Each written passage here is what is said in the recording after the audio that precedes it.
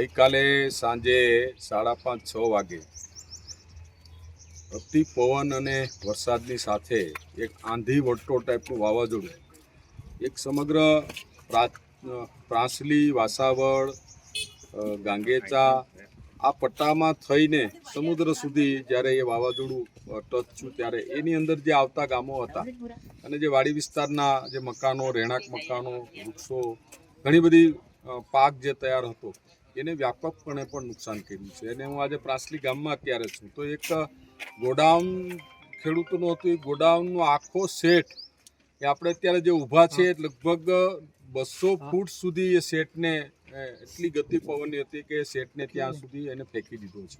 એટલે વધતા ઓછા પ્રમાણમાં ઘણું વ્યાપક નુકસાન પણ થયું છે ને એટલા માટે આજે સવારથી જ આ ગામડાઓની મુલાકાત માટે પણ નીકળ્યો છું ને સર્વેની ટીમોને પણ કીધું છે કે તમે લોકો આવો અને નાનામાં નાના માણસનું કોઈનું નુકસાન થયું તેનું સર્વે કરીએ અને સરકારમાં રજૂઆત કરશું.